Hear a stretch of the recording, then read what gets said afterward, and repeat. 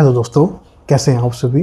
मुझे पता है कि आप सब इस वीडियो का बेसब्री से वेट कर रहे थे, पर मैंने आपको कमेंट बॉक्स में और इंस्टा आईडी पे भी जब आपके मैसेजेस आए थे तो मैंने कहा था कि थोड़ा टाइम लगेगा, क्योंकि ये इतना इजी नहीं होता है कि सारा कंटेंट गैदर करना। क्योंकि आप सब ना, मैं आप सबको ना कोई ऐसा गलत मटेरियल प्रोवाइड नहीं करवा सकता जो झूठा हो।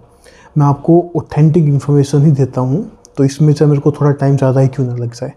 पर आज मेरे को इन्फॉर्मेशन लगभग मिल चुकी है, इसलिए मैं आज आपके लिए वीडियो अपलोड कर रहा हूँ। इस वीडियो के बाद आपका कोई भी डाउट नहीं रहेगा।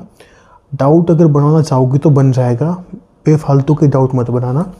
बिल्कुल सिंपल सी चीज़ें हैं, आराम से समझना, सब समझ में आ जाएगा। पर एक बात मैं पहले आपको बताना चाहूँगा कि मैंने पहले 3 वीडियो अपलोड कर रखी है। एक CBN हवलदार, एक हवलदार इन कस्टम्स और एक हवलदार इन DGPM। इनकी वर्क प्रोफाइल क्या होती है पूरा डिटेल से मैंने बताया है, और ऐसा कंटेंट आपको शायद ही कहीं पे यूट्यूब पे अवेलेबल होगा। सारी इन्फॉर्मेशन मैंने दी है। आज जो मैं इस वीडियो में आपको इन्फॉर्मेशन दूंगा, मैं सब कुछ डिटेल से तो डिस्कस नहीं करूंगा, सिर्फ वही चीज़ डिटेल से डिस्कस करूंगा जो मैंने उन वीडियोस के अंदर नहीं बताया। मैं कंपैरिजन करके आपको बता दूंगा कि इस पोस्ट के अंदर अब CGST के अंदर ये चीज़ हवलदार को मिलती है, ये नहीं मिलती है। ठीक है, जो चीज़ एक्स्ट्रा बताने को है वो मैं बता दूंगा।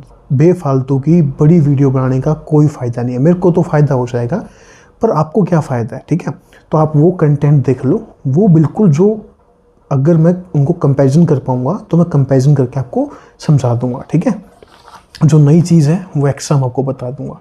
और आपका जो ये कंटेंट मैंने लिया है, ये मैंने डायरेक्ट किन से लिया है, इंस्पेक्टर हेडक्वार्टर से। दिल्ली में कमिश्नरेट के अंदर दोस्त है मेरे वो, ठीक है, इंस्पेक्टर हेडक्वार्टर।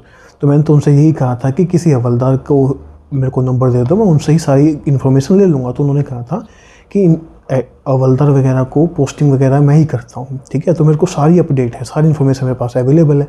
तो जब उन्होंने मेरे को ऐसा कहा, तो इसलिए अब मैं आपको सारी इन्फॉर्मेशन जो उन्होंने मेरे को प्रोवाइड करवाई वो मैं दे देता हूँ आपको। ठीक है, थोड़ी बहुत इन्फॉर्मेशन कुछ एक्स्ट्रा भी दूंगा आपको मैं, जो आपको थोड़ी अंडरस्टैंडिंग बिल्डअप होगी कि कैसे कमिश्नरेट वगैरह जो बोलते हैं वो क्या होता है एक्चुअल में, सब समझ में आ जाएगा। ठीक है, उससे पहले देखो, आपको पता है एग्ज़ाम पैटर्न क्या है, मैंने पहले भी वीडियोस में डिस्कस कर दिया है। SSC जो है एग्ज़ाम कंडक्ट करवाती है, SSC MTS और हवलदार का। ठीक है, एग्ज़ाम का पैटर्न मैंने पहले बता दिया था। फिजिकल इसमें होता है, फिजिकल नॉर्मल होता है, वो मैंने आपको बता दिया। वॉकिंग होती है सिंपल से, वो जाके उस वीडियोस में देख लेना। ठीक है, मैं यहाँ पे पूरा डिटेल से डिस्कस नहीं करूँगा। मेडिकल मैंने बता दिया था, बिल्कुल सिंपल मेडिकल होता है, कोई कलर ब्लाइंडनेस की दिक्कत नहीं है, कोई स्पेक्स की दिक्कत नहीं है, बिल्कुल सिंपल मेडिकल रहता है आपका। ठीक है, ये हुई मेडिकल तक की चर्चा। ठीक है, फिर ज्वाइनिंग पे हम आएंगे। ज्वाइनिंग से पहले कुछ और चीज़ें डिस्कस कर लेते हैं, जैसे यूनिफॉर्म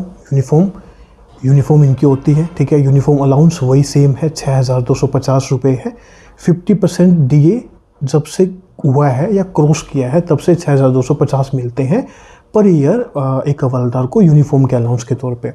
जब 50% से कम DA था तब 5000 रुपये पर ईयर मिलते थे। पर CBN के अंदर यही जो यूनिफॉर्म अलाउंस है वो 12500 रुपये पर ईयर के हैं। बात क्लियर है क्या? ठीक है, इसमें ट्रेनिंग कितने टाइम की होती है? ट्रेनिंग होती है 4 वीक्स की। ठीक है, कस्टम में भी 4 वीक्स की ट्रेनिंग होती है हवलदार की, DGPM में भी 4 वीक्स की ट्रेनिंग होती है। पर CBN जो हवलदार होता है उनकी अभी तक 4 वीक्स की ट्रेनिंग होती थी, पर अब वो क्या करवा रहे हैं, 2 मंथ्स की ट्रेनिंग करवा रहे हैं। किससे? CRPF से। बाकी जैसे पहले ट्रेनिंग होती थी CBN की भी, और बाकी इन सभी हवलदार्स की भी ट्रेनिंग होती थी पुलिस अकेडमीज़ में। जैसे जहाँ पे भी, जैसे मान लो आपकी पोस्टिंग दिल्ली के अंदर है तो आपकी जो ट्रेनिंग करवाएगा दिल्ली पुलिस अकेडमी। बात क्लियर है क्या? ठीक है, तो ये चीज़ें रहती हैं जो आपकी ट्रेनिंग का है मेनली। जैसे मैंने कस्टम्स का बताया था, महाराष्ट्र में हुई थी, गोवा जो, क्योंकि वो पुणे कमिश्नरेट के अंदर आता है और पुणे जोन के अंदर। कमिश्नरेट में बताऊंगा क्या होता है, जोन के अंदर आता है। तो उन्होंने क्या किया था कि उसको, मतलब उन्होंने खंडाला के अंदर उनकी क्या करवाई थी, ट्रेनिंग। अब जाके वीडियो देख लेना, आपको समझ में आ जाएगा। ठीक है, तो ट्रेनिंग का क्या था मैंने बता दिया कि यहाँ पे 4 वीक्स की होती है। CBN में अब चेंज होकर 2 मंथ्स की हो जाएगी, और वो ट्रेनिंग करवाएंगे वो CRPF से। उनको थोड़ा सा हवलदार जो है बिल्कुल मतलब मजबूत हवलदार चाहिए। ठीक है, गन वगैरह का मैंने बताया था। ट्रेनिंग में प्रॉपर आपको गन की ट्रेनिंग दिलाते हैं, बहुत अच्छे से ट्रेनिंग होती है, सब कुछ सिखाएंगे, पर वो गन आपको यहाँ पे मिलेगी नहीं। ठीक है, पर CBN के अंदर आपकी ट्रेनिंग भी होती है गन की, पर आपको साथ में आपको गन मिलती भी है CBN के अंदर। बात क्लियर है क्या? यहाँ तक आई थिंक कोई डाउट नहीं है। सैलरी स्ट्रक्चर वही है, 1800 पे ग्रेड पे आपकी पोस्ट आती है, वही जो सैलरी आपकी बनती है, ठीक है। कुछ अलाउंसेज मिला के सैलरी के ऊपर भी मैंने एक वीडियो डाल रखी है कि एक हवलदार की कितनी सैलरी कैसे कैलकुलेट करते हैं, आप जाके चेक कर लेना। एक बार यूट्यूब पे जाके चैनल को विजिट करोगे ना, तो वहाँ पे वीडियो सेक्शन में या प्लेलिस्ट में आपको मिल जाएंगे, बहुत सारा कंटेंट मैंने डाल रखा है, ठीक है।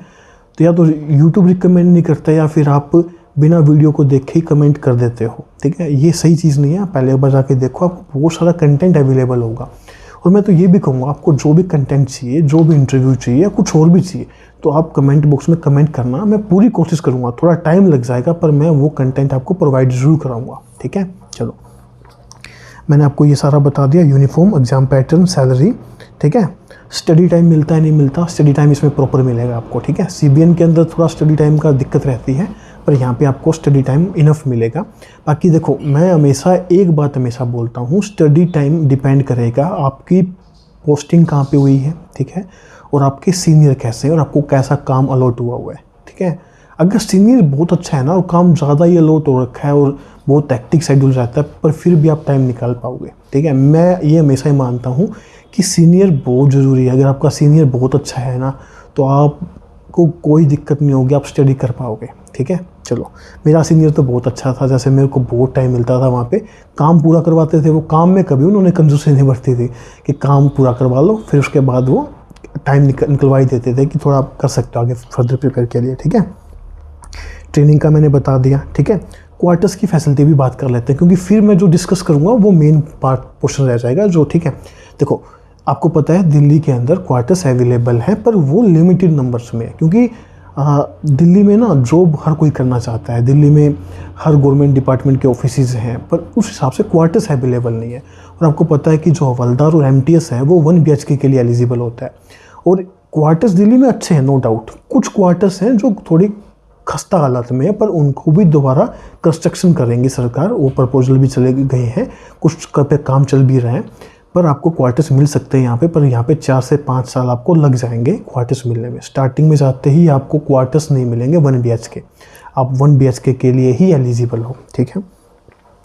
प्रमोशन मैंने आपको बहुत पहले वीडियो में बताया था कि आप या तो हेड हवलदार में प्रमोशन ले सकते हो या फिर LDC में, ठीक है। वो जाके आप वहाँ पे जाके चेक कर लेना, क्योंकि मैंने आपको डिटेल से सब कुछ बताया, ठीक है। मैं लिंक दे दूँगा, ठीक है, आप विंड स्क्रीन के अंदर जाके देख लेना, या फिर आई बटन में भी मैं आपको लिंक दे दूँगा, ठीक है। मेरे ख्याल से हाँ, एक DATA का रह गया, फिर आप मेन पोर्शन पे आते हैं। DATA दोस्त ने, जो मेरा दोस्त है, उन्होंने बताया था कि DATA यहाँ पे कोई क्लेम ही नहीं करता है, ठीक है। ऐसा कोई यहाँ पे है ही नहीं सिस्टम कि DATA मिले, तो इसलिए यहाँ पे कोई DATA अलाउड नहीं होता, कुछ नहीं मिलता है। DATA जहाँ तक मेरे को समझ में आया था, सिर्फ CBN के अंदर आपको DATA मिलता है, बाकी CBIC में आपको DATA मिलता नहीं है। बाकी जहाँ तक मेरी वर्किंग है, मेरे को जहाँ तक आइडिया है ना, DATA बेसिकली डिपेंड करता है आपके डिपार्टमेंट में, आपके ऑफिसर्स पे। अगर आपके ऑफिसर्स मतलब सहमत हैं कि आपको DATA के लिए वो मानते हैं कि दे देंगे, तो वो दे देते हैं। वैसे आजकल DATA नहीं मिलता है, ठीक है। ये हुई एक बात। चलो, मैं अब आपको ना चीज़ें समझाता हूँ। थोड़ा सा अब आपका रह गया मेनली ट्रांसफ़र कैसा रहेगा, ठीक है। और ये मैं पूरा कमिश्नरेट का पूरा सीन समझा देता हूँ, फिर मेरे ख्याल से आई थिंक आपका वर्क प्रोफाइल वगैरह समझा के फिर आपको कुछ रहेगा नहीं इसके अंदर, ठीक है। देखो, आपने ना एक चीज़ सुनी होगी, जब भी आप बोलते हो कि दिल्ली जोन मिला है, ठीक है। देखो, मैं एक चीज़ बताता हूँ, दिल्ली जोन के अंदर 2 जोन आते हैं, एक तो दिल्ली जोन, एक पंचकुला जोन। ये दोनों जोन अलग अलग हैं, पर दिल्ली जोन पंचकुला जोन से बड़ा है, इसलिए हमेशा जब भी नाम लेते हैं तो हम नाम लेते हैं कि दिल्ली जोन, ठीक है। वैसे ही अगर आपको थोड़ा बहुत आइडिया हो तो वडोदरा में एक तो वडोदरा जोन है, एक अहमदाबाद जोन है। तो वडोदरा जोन अहमदाबाद जोन से बड़ा है, इसलिए जब भी SSC का रिक्रूटमेंट होता है तो वहाँ पे वडोदरा जोन लिखा होता है। सो बात क्लियर है क्या। वैसे ही यहाँ पे दिल्ली जोन लिखा होता है, पर दिल्ली जोन में भी आपको 2 जोन मिलते हैं, या तो पंचकुला जोन या फिर आपको दिल्ली जोन मिलता है। बात क्लियर है क्या। यहाँ तक अगर आपका डाउट क्लियर है तो फिर आपको मैं समझा पाऊँगा, ठीक है। अब तो ये हुई जोन की बात। जैसे मैं अब दिल्ली जोन की बात करता हूँ, ठीक है। दिल्ली जोन के अंदर टोटल 8 कमिश्नरेट होते हैं। टोटल कितने कमिश्नरेट होते हैं? 8 कमिश्नरेट होते हैं। Delhi south, Delhi north, Delhi east, Delhi west, 4 ये हो गए। एक होता है अपील 1, एक होता है अपील 2, ठीक है, 6। एक होता है ऑडिट 1, ऑडिट 2, टोटल कितने हो गए, 8 कमिश्नरेट हो गए, ठीक है। अब जैसे मैंने कहा था अपील 1 जो है वो दिल्ली नॉर्थ और दिल्ली ईस्ट के केसेस देखता है, और अपील 2 जो है वो दिल्ली वेस्ट और दिल्ली साउथ के देखता है। वैसे ही ऑडिट 1 और ऑडिट 2 है, ठीक है। थोड़ा बहुत मैं आपको ऐसे जो आप वर्किंग करोगे तब आपको बहुत अच्छे से आइडिया लग जाएगा। ऑडिट का काम आपको पता ही है, ऑडिट करना होता है डिपार्टमेंट्स का, ठीक है। वो भी अपने ही इंटरनल डिपार्टमेंट्स का ऑडिट होता है। आप जब जाओगे ना तो थोड़ा अच्छे समझोगे, मैं बस आपको थोड़ा ओवरव्यू दे रहा हूँ, ठीक है। अपील में जैसे जिस केस से आप सेटिस्फाई नहीं होते हो, आप वहाँ पे अपील कर सकते हो। जैसे अपील 1 में नॉर्थ और ईस्ट वाले जो है वो अपील कर पाएंगे, ठीक है, इतना समझ लो आप। फिर जैसे 8 कमिश्नरेट है, तो मैंने आपको बताया कि जैसे मान लो एक कमिश्नरेट है दिल्ली ईस्ट कमिश्नरेट के अंदर कई डिविजन्स आएंगे, ठीक है। कई डिविजन्स आ गए, और एक डिवीज़न के अंदर टोटल 5 रेंज होगी। रेंज का मतलब एरिया वाइज, जैसे ये कॉलोनी एक रेंज नंबर दे देंगे इसको कि 5 नंबर ये है रेंज, 6 नंबर ये रेंज ये है, ठीक है। तो एक डिवीज़न के अंदर 5 रेंज होती है, ठीक है, 5 ही रेंज होती है। और रेंज को जो बेसिकली जो मतलब ऐड करता है वो एसी लेवल का ही असिस्टेंट कमिश्नर या डीसी तक का होता है।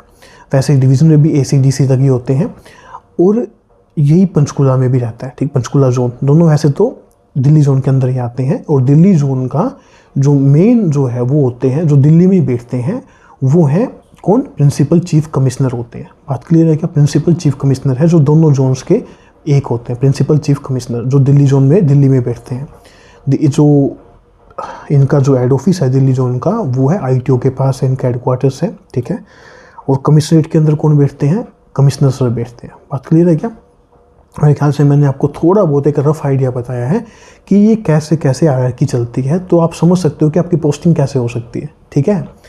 समझ में आई ना? जैसे कमिश्नरेट का भी एक हेड ऑफिस होगा, कमिश्नरेट का मतलब मान सकते हो मेन ऑफिस होगा, हेड ऑफिस तो एक ही रहेगा जो दिल्ली जोन का जो हेड ऑफिस है आईटीओ के पास है। फिर कमिश्नरेट में जैसे दिल्ली ईस्ट है तो दिल्ली ईस्ट का एक मेन ऑफिस तो होगा ही, ठीक है। उसके अंदर फिर डिवीज़न होंगे, डिवीज़न के अंदर फिर क्या होगा, आपका रेंज होंगी। बात क्लियर है क्या? ठीक है। अब ये तो हुई दिल्ली जोन। फिर जैसे पंचकुला जोन भी है, ठीक है। अब आपका ट्रांसफ़र जो है, ट्रांसफ़र कैसा है ये चीज़ें बात कर लेते हैं।